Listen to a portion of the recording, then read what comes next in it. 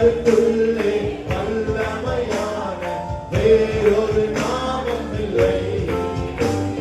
மனுஷருக்குள்ளே வல்லமையான வேறொரு நாமம் இல்லை. அவர் நாமம் இயேசு கிறிஸ்து. அவர் நாமம் இயேசு கிறிஸ்து.